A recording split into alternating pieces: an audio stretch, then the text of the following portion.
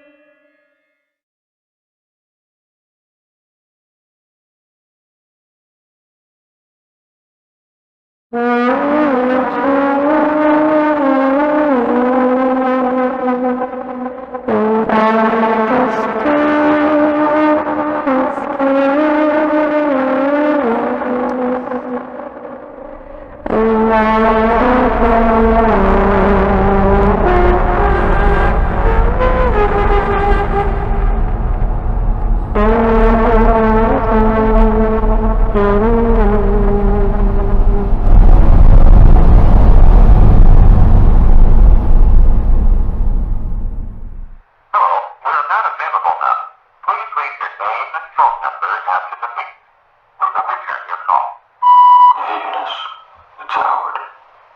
I finally accessed the main servers. The data's crazy.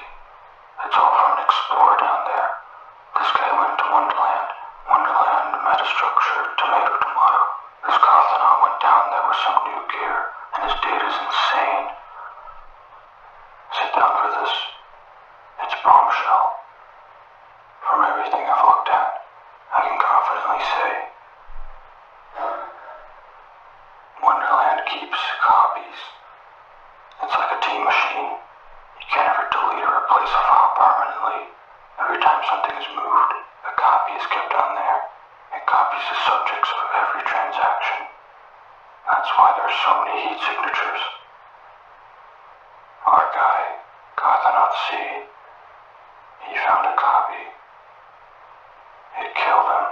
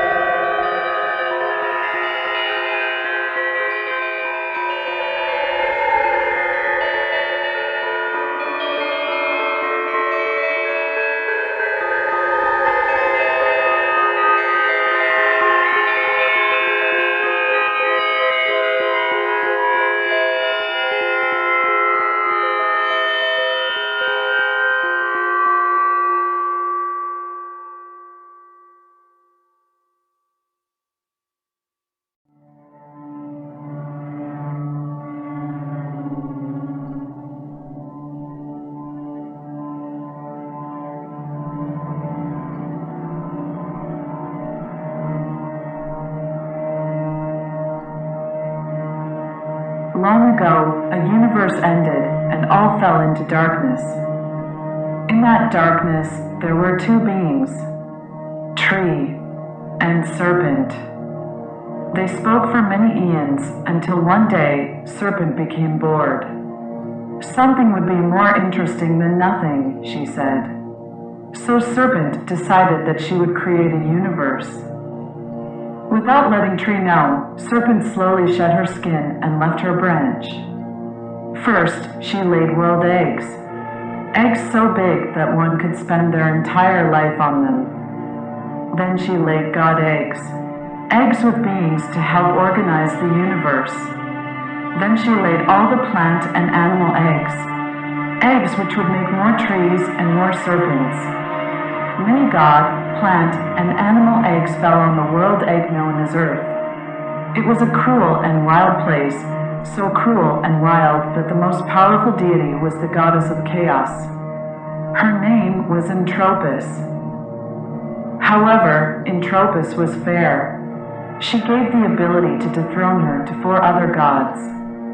They were Simultan, goddess of success, Orderat, goddess of time, Centimek, god of emotion, and Mordeleth, god of death. As the goddess of chaos, Entropis understood that chaos was such an uncontrollable force that she could fall victim to it at any time. And one day, she did.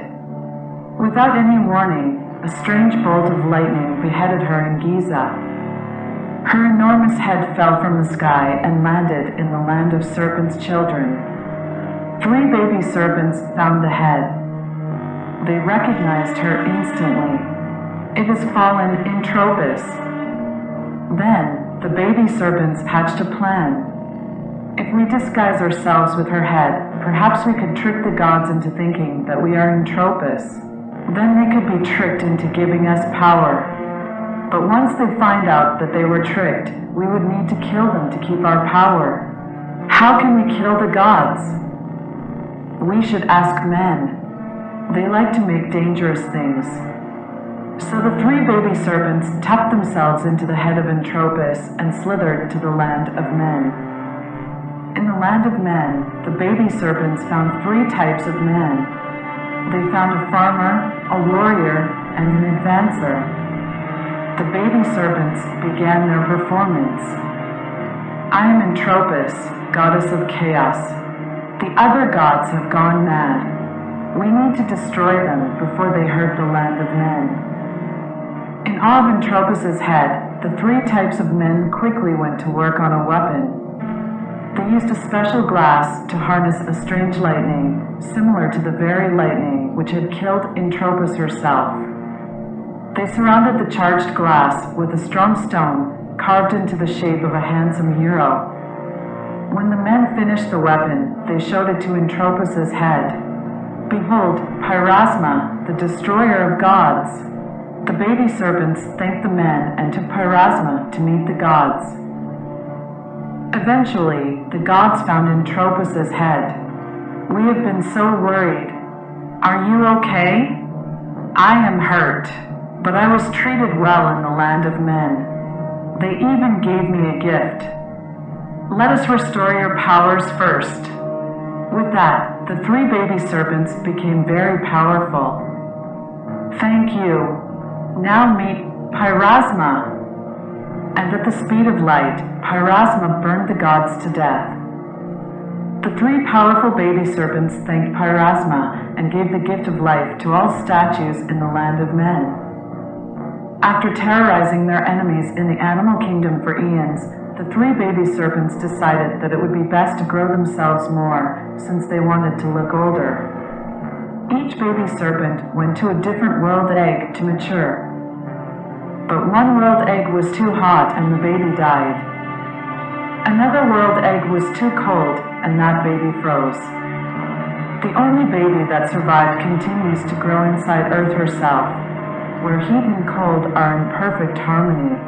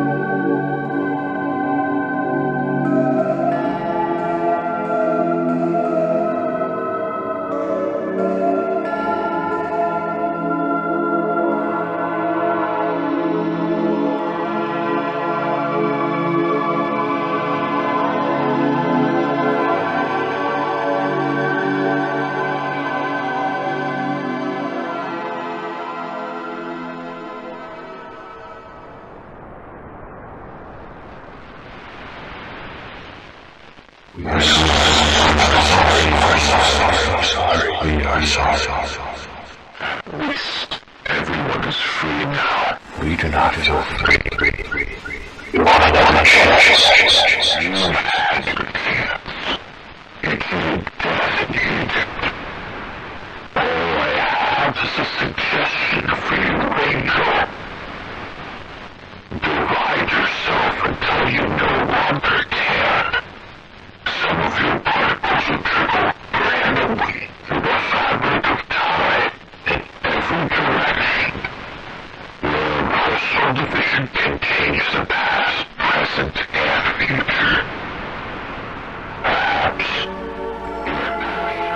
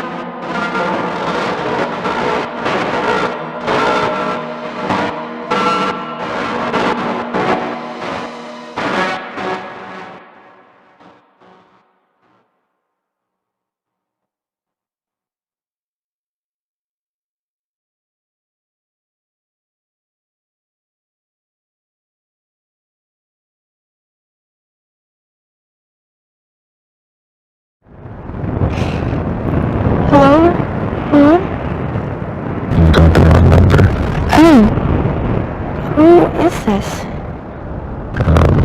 Howard. Howard Melrose. Hi, Howard. What are you doing? Well, I'm looking out at the bay. Oh, you have a place by the water. You're lucky. It is beautiful. It really is. The view up here is beautiful. What's your name? You can call me Eunice, Howard. You have such a mysterious voice. Really? Oh yeah, so mysterious. Just wraps me up like a dark blanket. I could use a blanket now. Are you in the area? Oh, am I in the area? I'm on top of the world! Look to the bridge. The Golden Gate is nice. You're going through the bridge.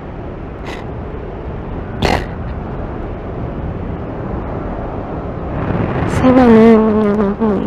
You make me sound so mysterious. Okay. Call me whenever something exciting happens. I promise I'll listen in Wonderland. Eunice, are you okay? Thanks for talking to me, Howard. Call me later.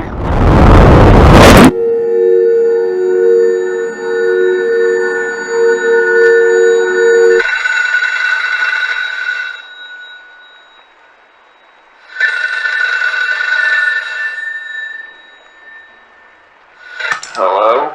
Monty, I need your help. Jimmy, it's not you. Listen, I can't run anymore. I just can't.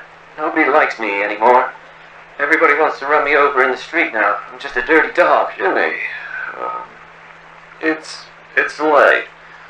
Why don't you hit the hay? Listen to me, you don't understand. I can't run.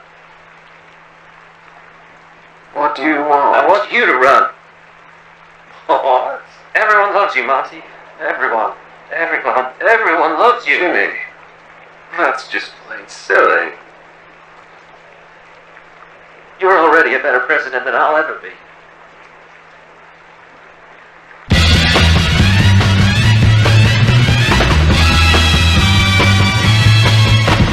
I am Montgomery Clift.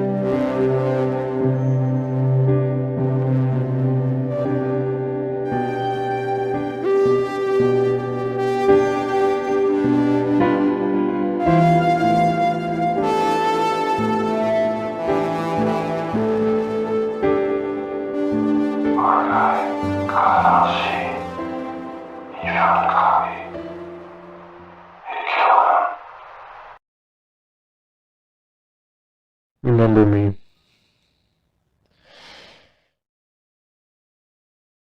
For Virginia. For America.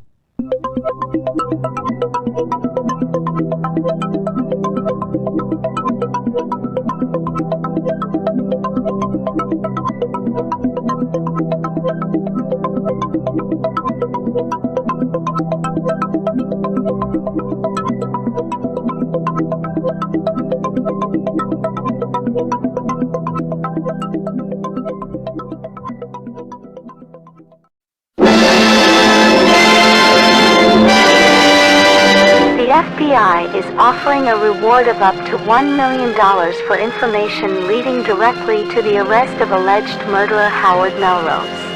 The 18-year-old is the latest addition to the FBI's 10 most wanted fugitives list.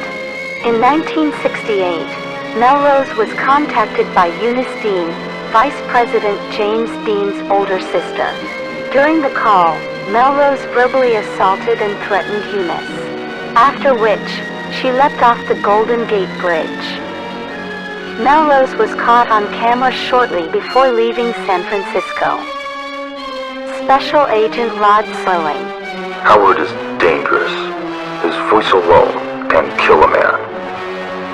Never answer a call from Howard Melrose.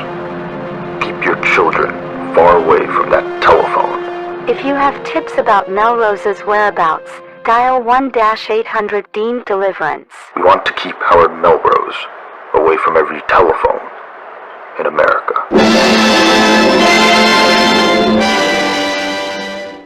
At 0900, we intercepted a call from Howard's home. I led a team of agents into his house 9 minutes later. He had packed his bags and left. At 0400, we intercepted a call from the Hollywood Rockefeller Hotel. I led a team of agents into the building 18 minutes later. He had evaded the room with his belongings. He had attempted to redact and shred copies of an airplane ticket. Off the record, Mr. Vice President. I know that you're upset, but listen to me. Whatever I say next, promise me you'll stay put. No more jokes about taking Air Force 2 for a one-man kill assignment. I'm trusting you, Mr. Dean. We currently have eyes on Howard Melrose. He's about to leave LAX on a flight to DC. We can wait for him there. Promise me that. Mr. Vice President, are you there?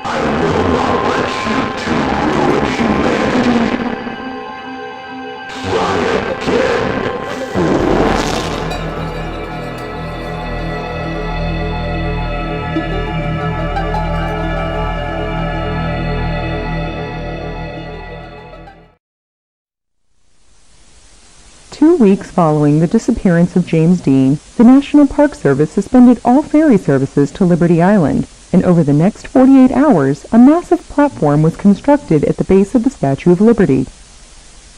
Due to the National Park Service's unwillingness to disclose the purpose of the platform and the reluctance of Washington politicians to discuss its costs, news of the mysterious structure's appearance quickly spread across the country. What was the platform? Why was it built so close to the Statue of Liberty? All these and more were questions frequently asked in American neighborhoods and newspapers. Famous writers like Charles Beaumont and Rod Serling wrote their theories in exciting opinion pieces, while scientists like Hugh Everett and J. Robert Oppenheimer illustrated their own speculations in intricately detailed diagrams.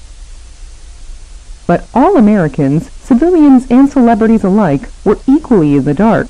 Nobody knew why there was a massive platform on Liberty Island.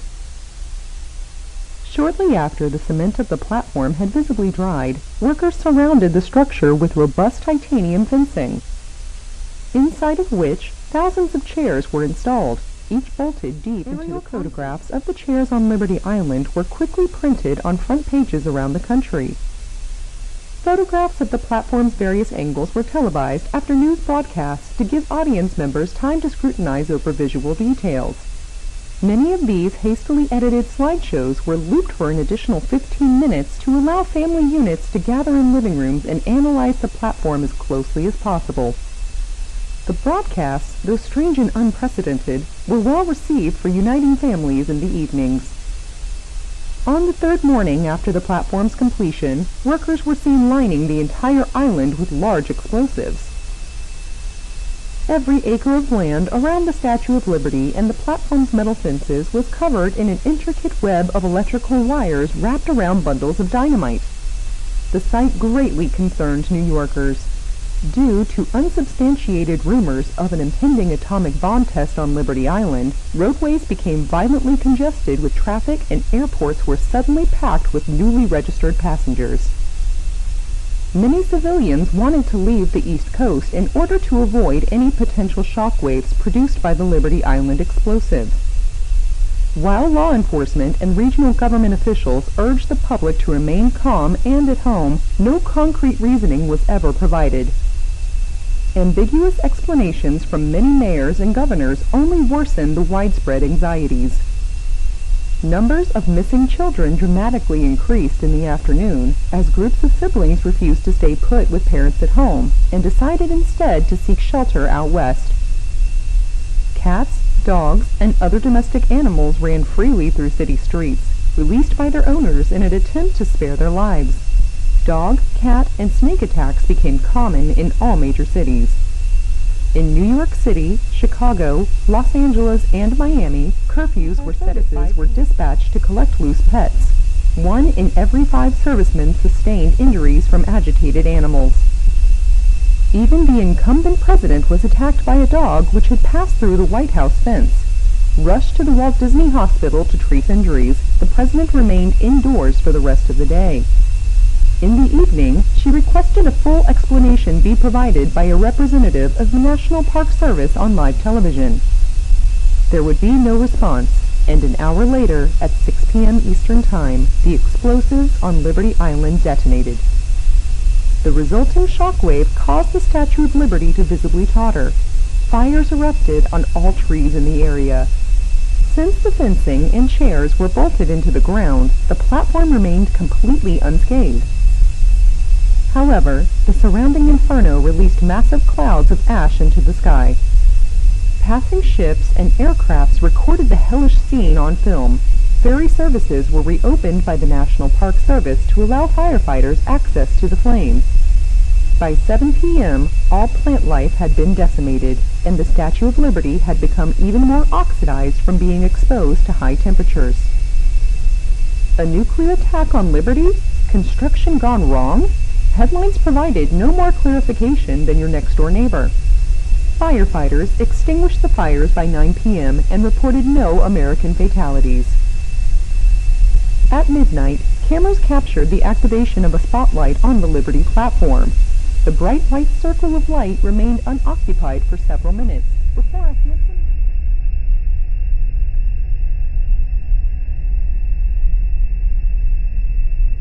After Clift spoke, James Dean, alive and well, joined.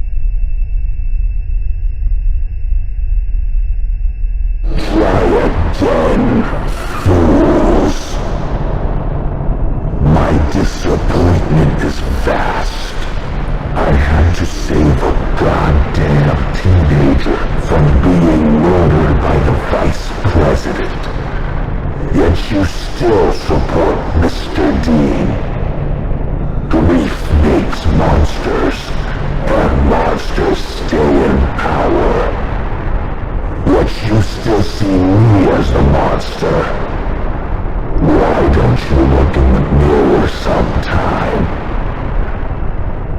If I continue to exist, I will continue to be disappointed.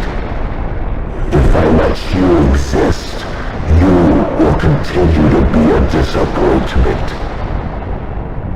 How about we make a simple deal, you fools? I will leave your universe where I see an act of true kindness. That would take a goddamn miracle.